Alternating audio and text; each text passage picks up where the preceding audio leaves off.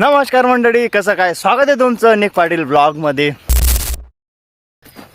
कपाशीची आपण फवारणी केली कपाशीवर, तिचा रिझल्ट तुम्हाला दिसत असेल। अरे एकदम तेज आलेली आहे कपाशीवर, एकदम पान पण आणि फुगडी पण दिसते।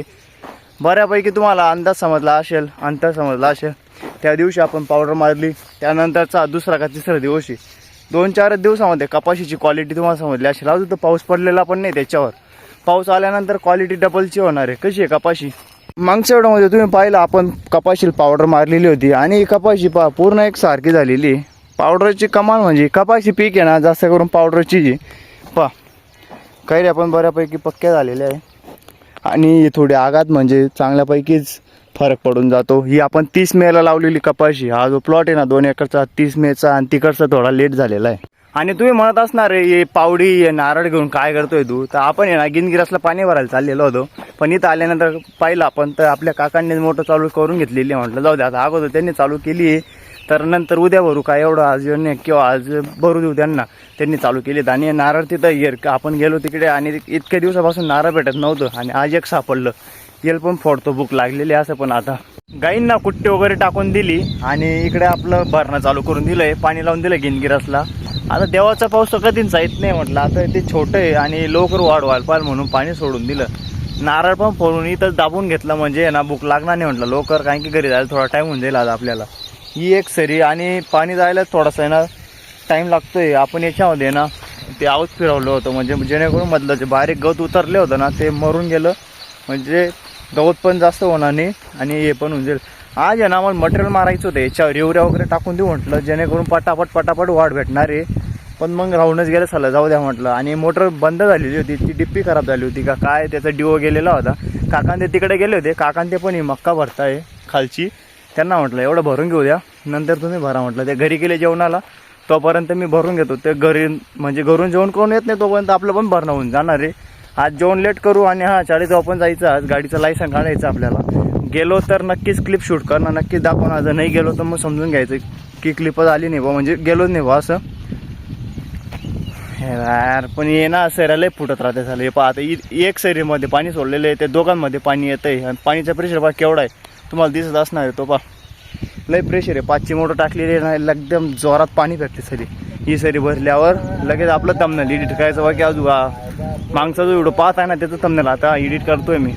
गिरास भरलं गेलं आणि कुट्टी टाकून दिली होती मी गाईला, वासरीला। आणि छोटी वासरी आहे ना ते गवत लागून गेलेलं आहे यार तिला, ते कव्व गवत होतं का म्हणजे त्या गवतमध्ये त्या आड्या वगैरे होत्या, तर ती आहे ना लई सली शेण फेकते आणि लई लूज झालेली। मग ती चारा पण खात नाही ना, पाणी पित नाही।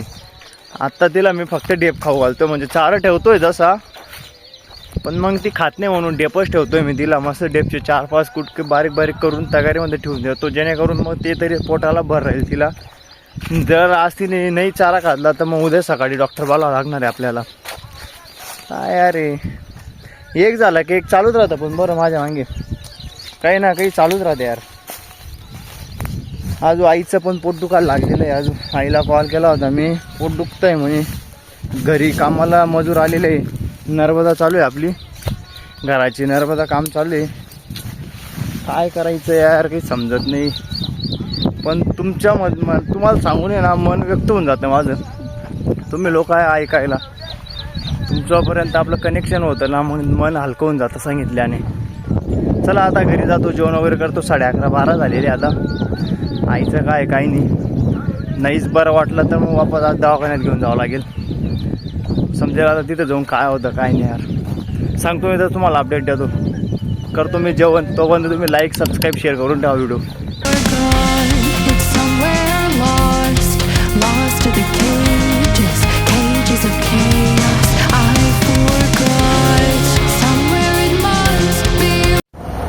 काल काही बाकी आपण क्लिप शूट केल्या नाही, काल काही एवढं काम नव्हतं आपलं। आणि काल फक्त आपण गिनगिरासला पाणी वगैरे भरलं, त्यानंतर घरी गेलो आणि तेच वापस जायची ट्रीटमेंट चालू आहे।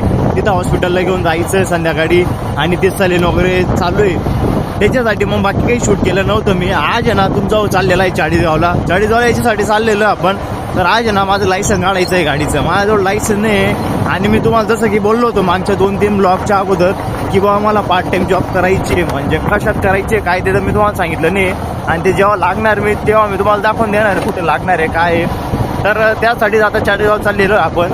आता चाळीसगावला लवकर जायचं होतं, पण आहे ना सकाळमध्ये पाऊसचं वातावरण पूर्ण फुल झालेलं होतं आणि त्यामध्ये पाऊस पण थोडाफार येऊन गेलेला होता. म्हटलं आता काही खरं नाही आज जाणं, पण आता थोडंफार उघडाण झालेली आहे. म्हटलं चला आता पटकन गाडी काढून निघून जाऊ, आपण आपलं काम करून घेऊ. आता तिकडून आहे ना विका पाटीलला पण कॉल करून घेतो मी, तो लॅब लावली त्यांनी की तो सोबतला एक जण राहिलं ना तर थोडं बरं वाटतं. मग लायसन काढायचं आहे, डॉक्युमेंट वगैरे काय लागतं काय नाही, पूर्ण बॅग वगैरे घेऊन घेतलेली, बॅगमध्ये पूर्ण डॉक्युमेंट ठेवून दिलेले आणि छोटी छत्री पण घेऊन घेतलेली, जेणेकरून जर रस्त्यामध्ये पाऊस आला ना तर छत्री ओपन करता येईल आणि जास्त झाला तर रेनकोट पण घेऊन घेतलेला आहे. पूर्ण तुमचा पाटील सेफ्टीमध्ये जातो. तर आता चला पाहू आपण तिथं काय होतं काय नाही, दाखवतो मी तुम्हाला. पूर्ण व्हिडिओ वॉच करा. ज्यांनी आपल्या चॅनलला सबस्क्राईब केलं नाही त्यांनी हक्काने तुमच्या चॅनलला सबस्क्राईब करा. ज्यांनी सबस्क्राईब केलं आहे त्यांचा मनापासून आभार आणि तुमच्या मित्रांमध्ये तो आमचा व्हिडिओ शेअर करा. तोपर्यंत आपण पोहोचतो चाळीसगावमध्ये.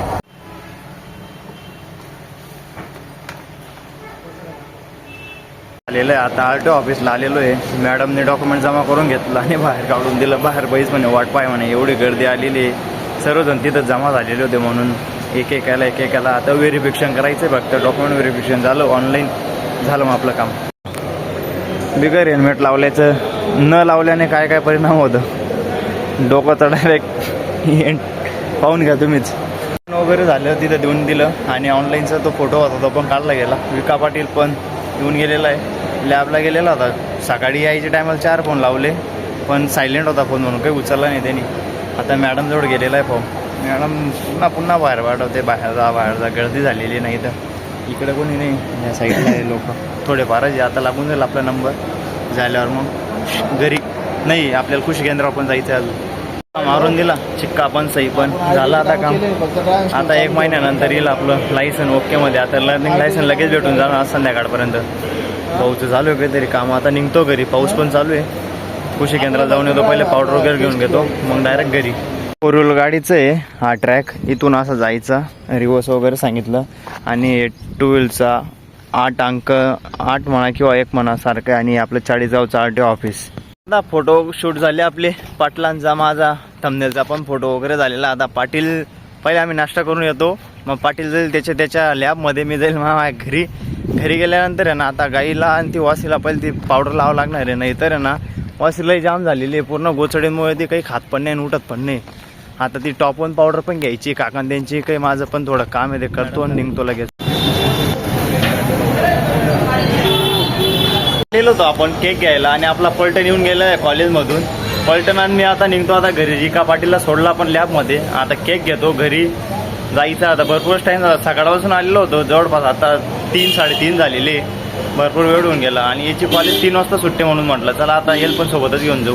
आता जाता पाणीपुरी खाऊन घेऊ म्हटलं, इथं आलेलो जे बोल्या मी. आता ठीक आहे, पाणीपुरी मस्त दाबून खातो, एकदम बड्या बनव ना, बहुत लई चांगली बनवतं. इथं चाळीसगाववाली इथंच येताना आपले बायपासवाली इकडे येणार आहे, लई 1 नंबर पाणीपुरी राहते इथले काका. पाणीपुरी वगैरे खाऊन घेतली. आता लाईक घरी जातो आणि घरी जाऊन पहिले ना आईला मला दवाखान्यात घेऊन जावं लागेल, कारण की 3 दिवसाची ट्रीटमेंट आहे ती. पूर्ण 5-5 सलाईन एका तासात लावावं लागतं. म्हणजे जेणे कसं होतं ते सलाईन 5-5 लावल्यानंतर आहे ना प्रेशर जास्त तयार होतो पोटात आणि मग लगू एकदम जोरात लागते.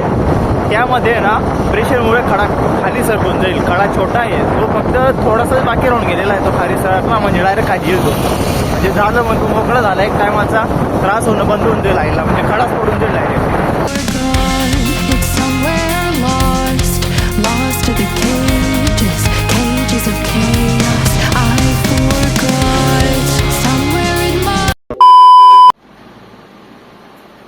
दवाखाना पाहिजे माझ्या तरक्कीवर सामान पण चढायला पाहिजे. नाती गोती खूप केली आता, पैसे पण छापले पाहिजे मला.